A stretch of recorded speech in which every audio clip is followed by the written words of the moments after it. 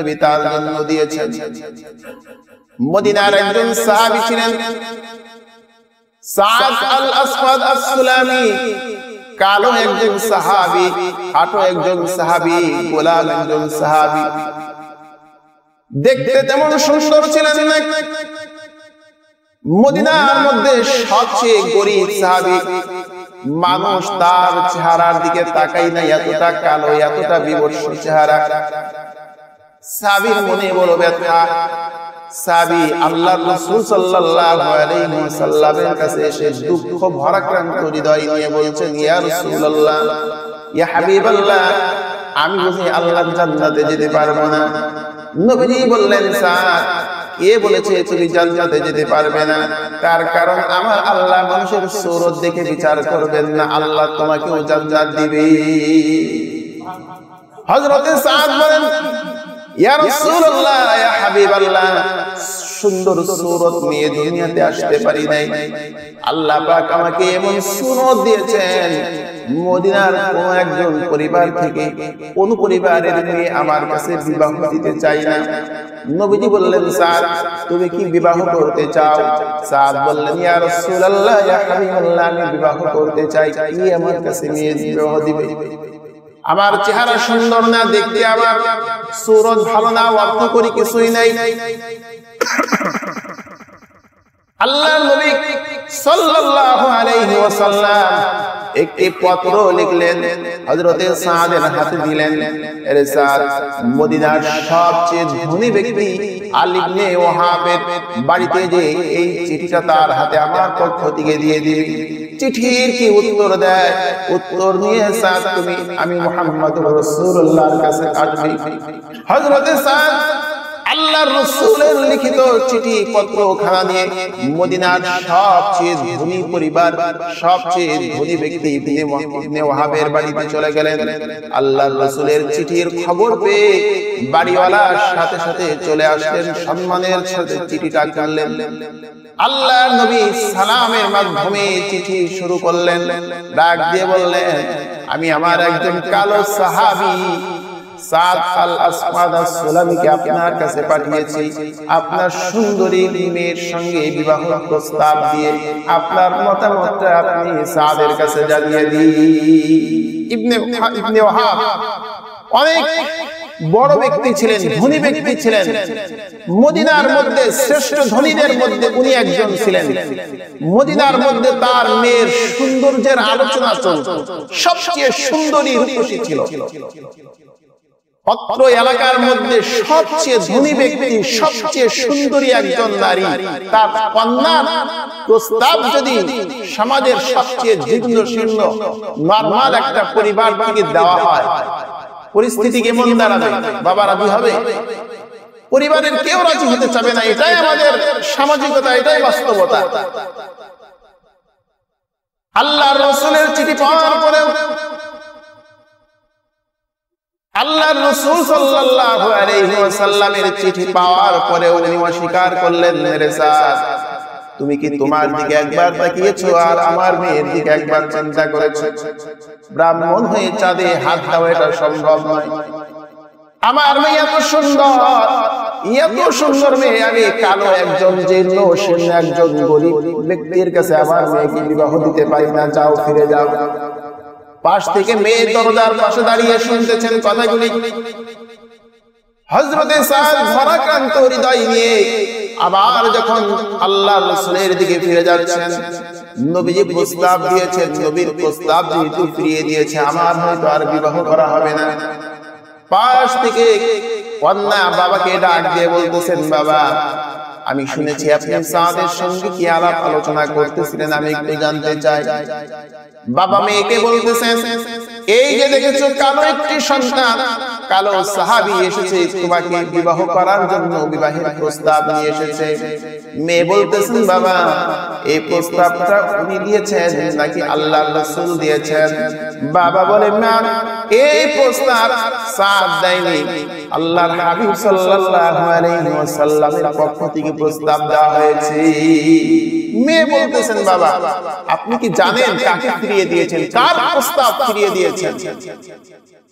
আল্লাহর রাসূলের প্রস্তাব যদি ফিরিয়ে দেয় এর পরিণতি কেমন ভয়াবহ হবে আপনি কি জানেন? আপনি না মুসলমান হয়েছেন, আপনি তাকে আবার ফিরিয়ে আনেন।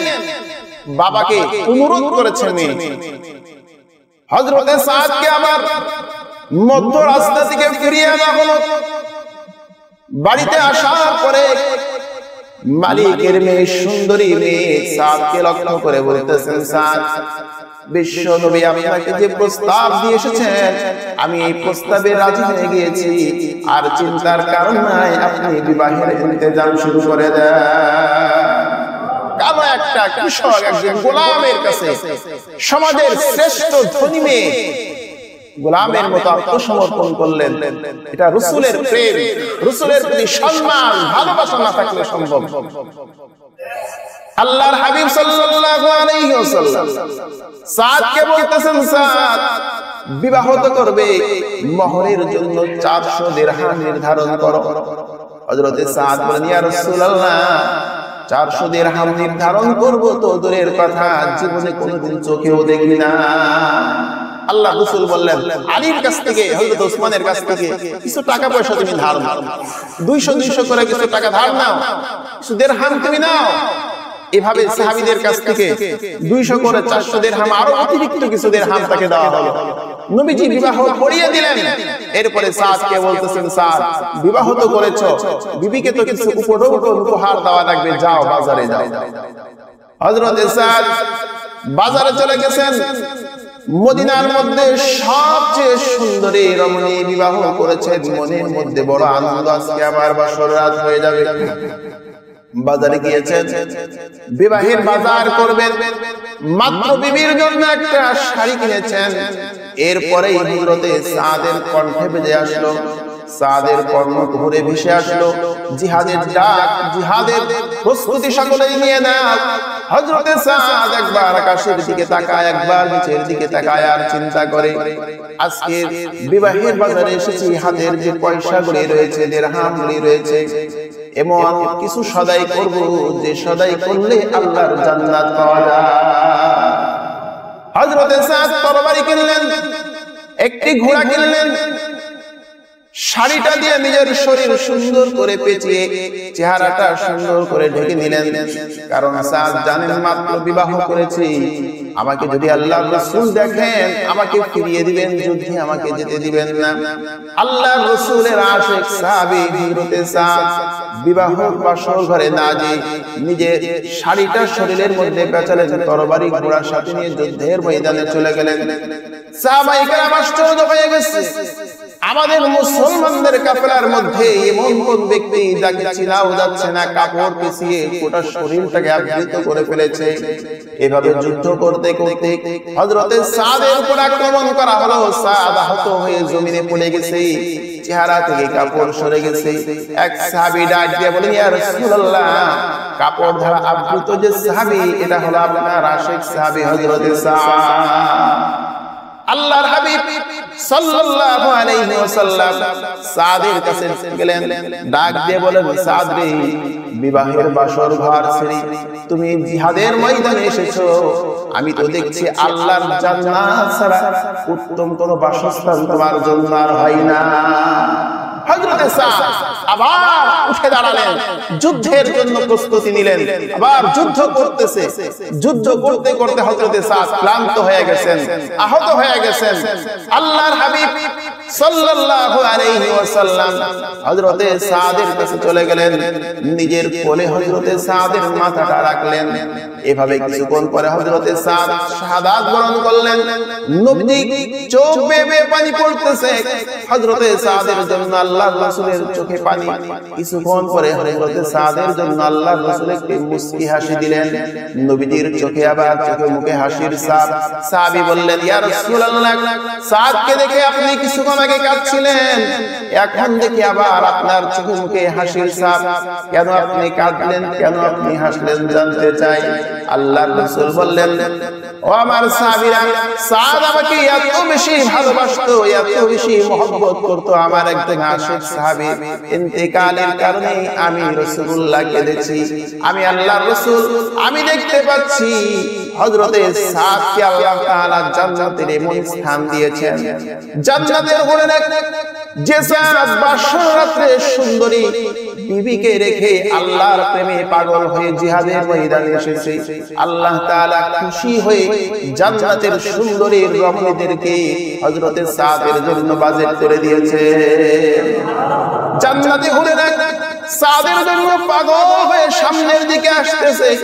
জান্নাতি নারীদের পায়ের কাপড়গুলি বারবার উপরে উঠে যাচ্ছে। এই কারণে আমি রাসূলুল্লাহ আমার চেহারা আমার চোখটা বন্ধ করে ফেলেছি। আল্লাহর হাবিব বলেন, সাহাবীরা এই শাড়িটা নিয়ে যাও, এই ঘোড়া আর তরবারি নিয়ে সাদের বিবির কাছে পৌঁছিয়ে দাও, আর তার বিবিকে জানিয়ে দাও আল্লাহ পাক রব্বুল আলামিন তার স্বামী সাদকে আল্লাহ জান্নাত দান করেছে।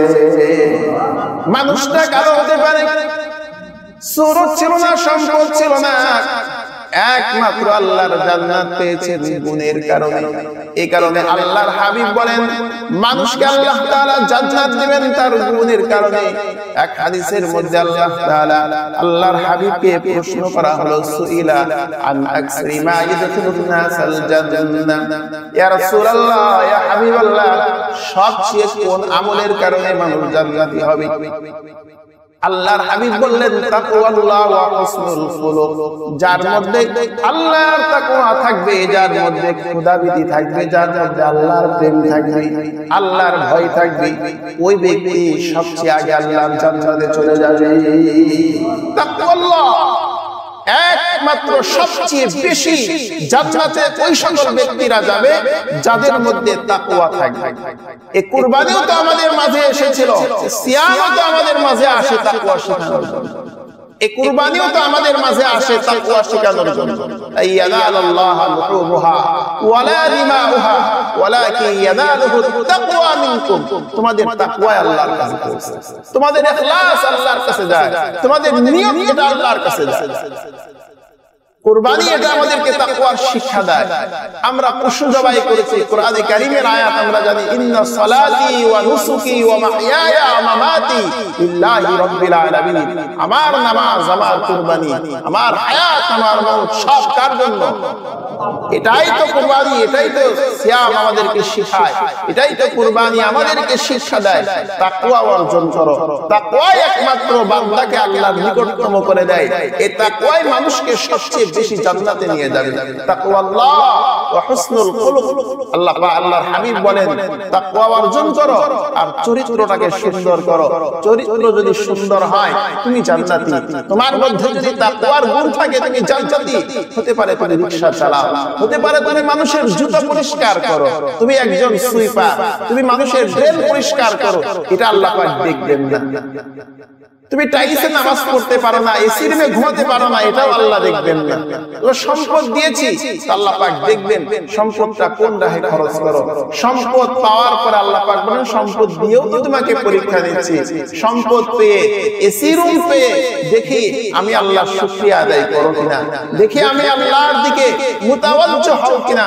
আল্লাহ পাক তো চাইলে আমাকে অনেক কষ্টে রাখতে পারতেন, সে কষ্ট না দিয়ে আমাকে এত আনন্দের মধ্যে রেখেছেন, এত সুখ আমাকে দিয়েছেন, এত শান্তি আমাকে দিয়েছেন, এত অভাব থেকে আমাকে মুক্ত রেখেছেন। সে রবের গোলামি বান্দা করো কিনা, নাকি সম্পদ পেয়ে আরো সম্পদ কিভাবে উপার্জন করতে পারি সেই নেশায় পড়ে থাকো। আল্লাহ পাক সম্পদ দিয়েও পরীক্ষা নেন, সম্পদ নিয়েও পরীক্ষা নেন। তবে পরীক্ষায় সফল তারা সব কিছু ঊর্ধ্বে তাকওয়া অর্জন করবে যারা।